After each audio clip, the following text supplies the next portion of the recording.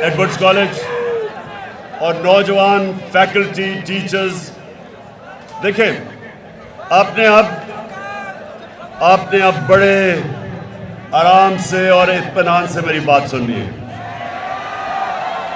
और उसके बाद हम इंशाल्लाह नारे भी लगाएंगे, मेलू को भी याद करेंगे और डीजल को भी। अच्छा देखें, नंबर 1 चीज, सब प्लीज सुने। नंबर 1, जो मुल्क की यूनिवर्सिटीज और कॉलेजेस होते हैं, ये गौर से सुननी है मेरी बात आपने। जो मुल्क की पॉलिटिकल लीडरशिप वो हमेशा उस मुल्क की प्रीमियर इंस्टीट्यूशंस में बनी जाती है। ऑक्सफोर्ड और कैम्ब्रिज सदियों तक इंग्लैंड की पॉलिटिकल लीडरशिप, हर किस्म की लीडरशिप 2 यूनिवर्सिटी से निकलती थी, ऑक्सफोर्ड और कैम्ब्रिज से। जितनी बेहतर तालीम उतने बेहतर लीडर। सो मैं आज आपको लीडरशिप के ऊपर बात करने आया हूं। सबसे पहले लीडरशिप आपको याद रखना होगा, अभी नहीं, कि जो दुनिया की तारीख का सबसे बड़ा लीडर ना कभी आया है ना आ सकता उससे ज्यादा, वो हमारे नबी सल्लल्लाहु अलैहि वसल्लम थे। कभी भी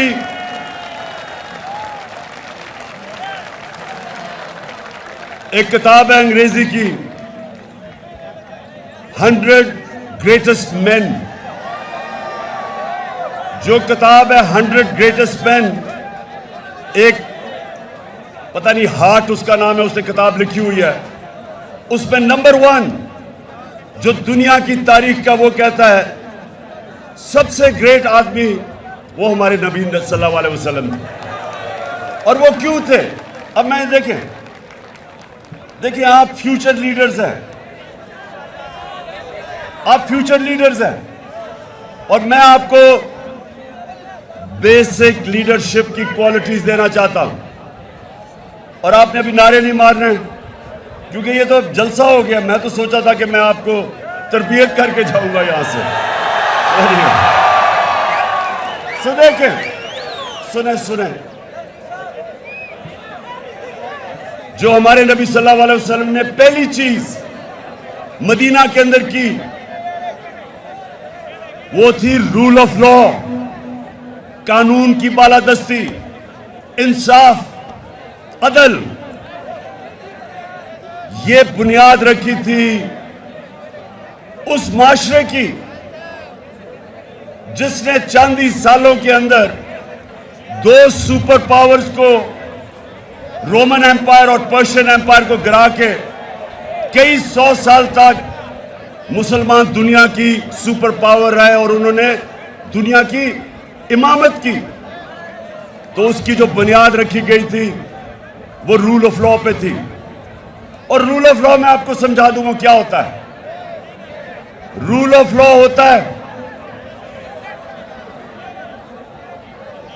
जो इंसान के माशरे को और जानवरों के माशरे को फर्क करता है। जानवरों के माशरे में रूल ऑफ लॉ नहीं होता, माइट इज राइट। जिसकी ताकत वो कानून के ऊपर, और कमजोर के लिए कोई प्रोटेक्शन नहीं होती जानवरों के माशरे में। इंसानों के माशरे में हमेशा कानून के नीचे सब होते हैं, कोई कानून से ऊपर नहीं होता। तो जब एक कुरैश की लड़की ने चोरी की और वो लोग आ गए हमारे नबी सल्लल्लाहु अलैहि वसल्लम को, कहते कि वो कुरैश की लड़की है, इसको सजा ना दें। तो उन्होंने कहा कि अगर मेरी बेटी भी चोरी करती तो उसको भी मैं सजा देता, कोई कानून के ऊपर नहीं। और फिर एडवर्ड्स कॉलेज। फिर सेकंड चीज ये याद रखें कि difference between a civilised society and a barbaric society is one, जिसको हमारे नबी सल्लल्लाहु अलैहि वसल्लम ने कहा कि तुम्हारे से पहले बड़ी कौमें तबाह हुई। जब एक कमजोर चोरी करता था तो वो जेल में, लेकिन जब ताकतवर चोरी करता था तो उसको पकड़ा नहीं जाता था, उसको एनआरओ मिल जाता था। 1500 साल पहले उन्होंने कह दिया। अभी अभी अभी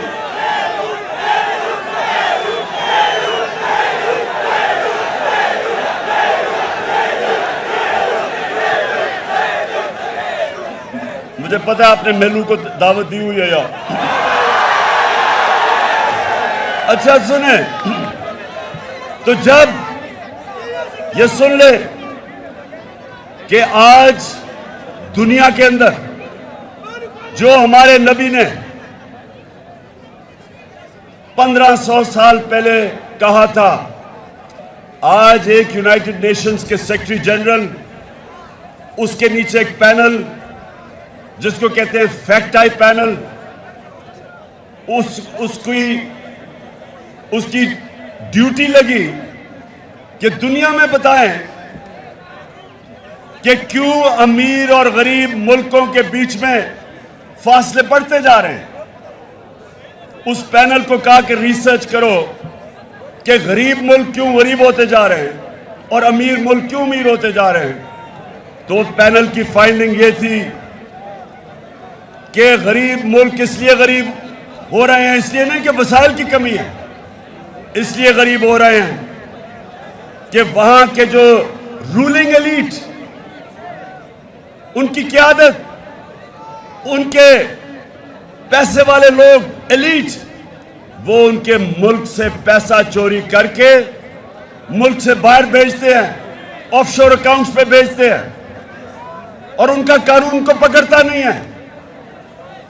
और जब ताकतवर या प्राइम मिनिस्टर या उसके मिनिस्टर जब वो मुल्क का पैसा चोरी करके बाहर भेजते हैं, मुल्क का दिवालिया निकल जाता है, मुल्क मकरूज हो जाता है, उस मुल्क में गुर्बत हो जाती है। तो अभी अब जरा सुने, अभी एक पाकिस्तान सारी कौम के सामने आज, एडवर्ड्स कॉलेज सुनो, सारी कौम के सामने आज हमारे जो आने वाले दिनों में तबाही का रास्ता है वो आपके सामने आ रहा है कि बड़े बड़े डाकू जो चोरी करके इस मुल्क का पैसा बाहर ले गए थे, इनको एनआरओ दिया गया, इनको डील करके इनके केसेस खत्म किए गए। मेफेयर की अपार्टमेंट्स जो पैनामा पेपर्स के अंदर पकड़ी गई थी, अरबों रुपए की, लंदन के सबसे महंगे इलाके में जो 4 अपार्टमेंट्स, जिसके ऊपर जब मरियम से पूछा गया तो उसने कहा मेरे पास लंदन तो छोड़े पाकिस्तान में कोई प्रॉपर्टी नहीं। और जब पैनामा में अपार्टमेंट्स पकड़ी गई तो उसका भाई हुसैन कहता अल्हम्दुलिल्लाह ये हमारी अपार्टमेंट्स और मरियम इसकी मालिका है। आज हमारे पाकिस्तान में अदालत में उसको बरी कर दिया। अब आज हम सारे सवाल पूछ रहे हैं,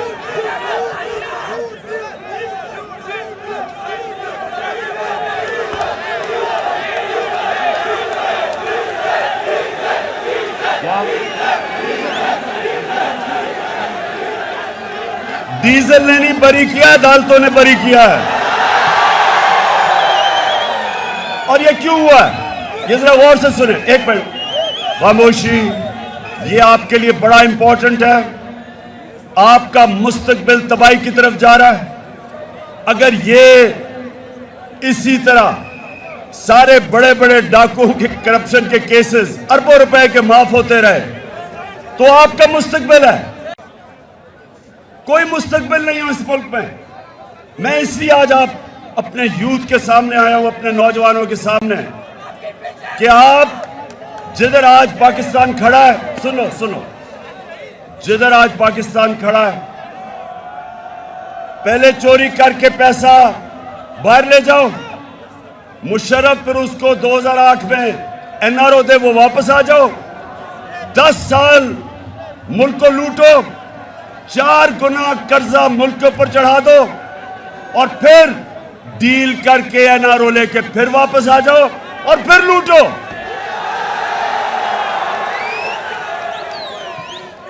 किसी भी मुल्क में जब ये होता है, कोई मुस्तकबिल नहीं है उस मुल्क का, क्योंकि मुल्क मकरूज हो जाता है। ये लोग इनके बच्चे अरबोपति बन जाते हैं। अब इन्होंने जो एनआरओ लिया, ये सुने एडवर्ड्स कॉलेज, 1100 अरब रुपया, 1100 अरब रुपया जो इस कौम का चोरी हुआ था, वो माफ हो रहा है, वो सब माफ हो रहा है। चंद 100 लोगों की जेब में, चंद 100 लोगों की जेब में 1100 अरब रुपया चोरी का जाएगा और कौम आज पाकिस्तान की बदतरीन महंगाई में डूब रही है।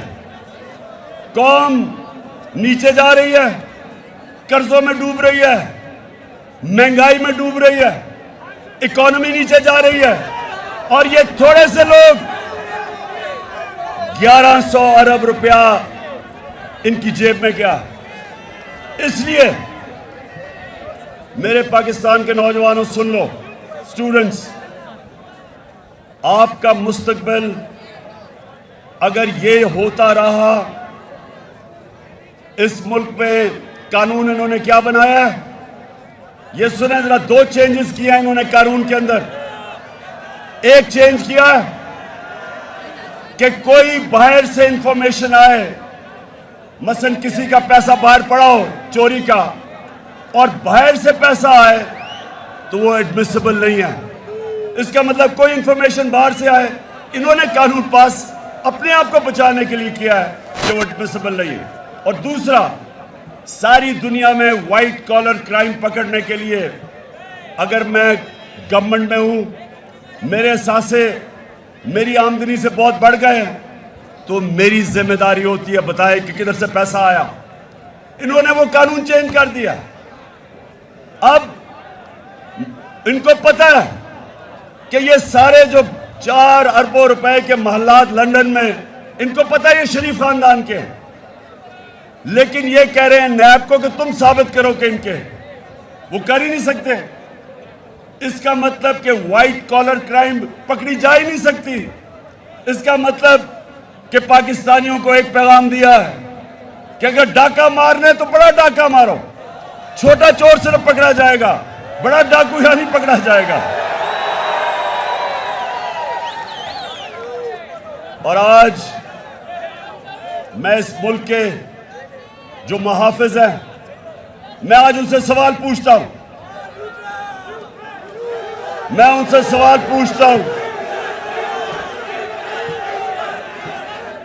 कि क्या अगर डाकू एक घर को लूट रहे हो तो क्या चौकीदार कह सकता है कि मैं न्यूट्रल हूं?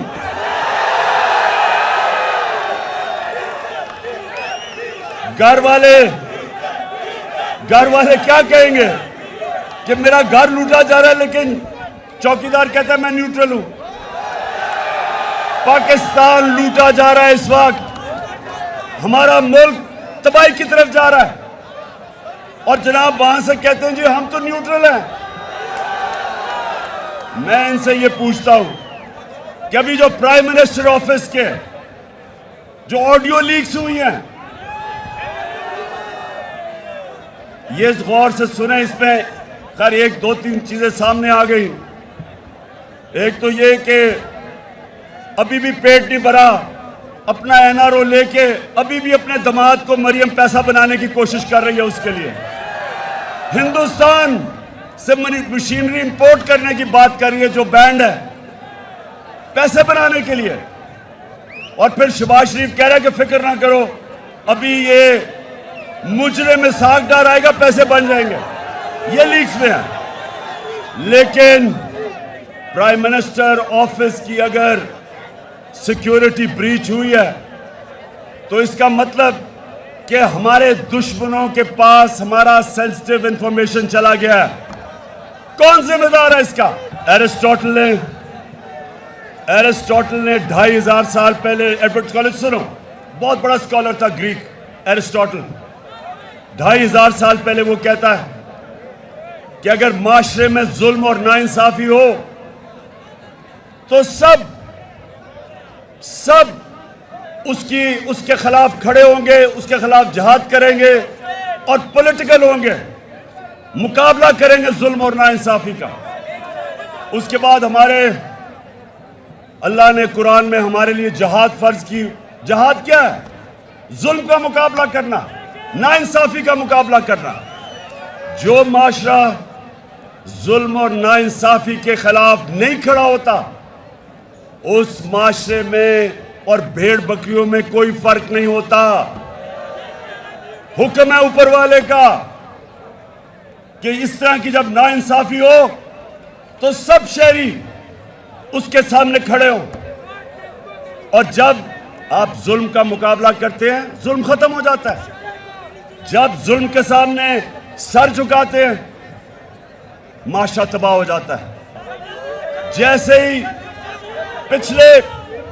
पिछले 5 महीने में जब से ये इंपोर्टेड हुकूमत आई है, रुपया 33% गिरा है। यानी अगर आपके बैंक में 100 रुपया था तो वो सिर्फ 67 रुपया रह गया। और अगर आपके पैसे बाहर पड़े थे डॉलर्स में और लंदन में और ऑफशोर अकाउंट्स में, तो पाकिस्तान के लिहाज से 33% आपकी आमदनी में इजाफा हुआ है। तो यहां लोगों की दौलत में कमी, उधर इजाफा। और हम अगर ये चुप करके कहेंगे जी हम तो गैर सियासी है, तो फिर जो भी मुश्किलात जुल्म इस माशरे पे होते रहेंगे, हम जिम्मेदार हैं उसके। तो इसलिए आज सबके एडवर्ड कॉलेज ये याद रखना, आज मैं जो कह रहा हूं कि इंशाअल्लाह मैं सारी कौम को तैयार कर रहा हूं, कॉल दे रहा हूं इस इंपोर्टेड करप्ट हुकूमत के खिलाफ।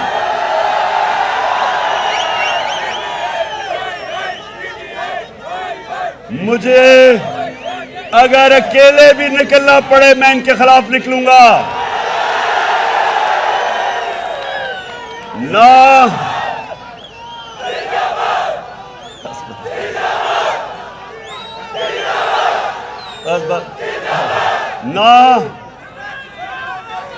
ना मुझे अपनी सारी कौम को कहना चाहता हूं कि अगर मुझे किसी चीज का खौफ नहीं, ना मुझे जेल का खौफ है, ना मुझे अपनी जान की कुर्बान करने का खौफ है, कौम को भी नहीं होना चाहिए।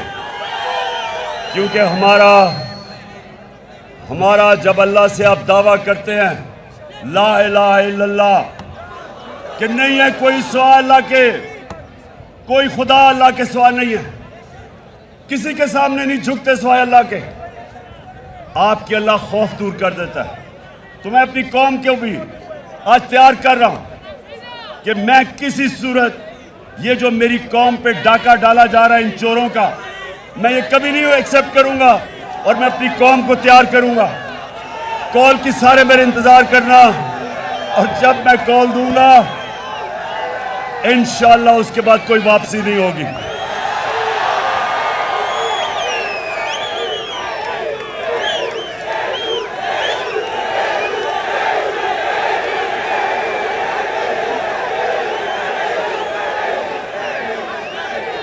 अच्छा, आखिर में एडवर्ड्स कॉलेज मैं चाहता हूं कि आप मेलू को भी दावत दें और डीजल को भी।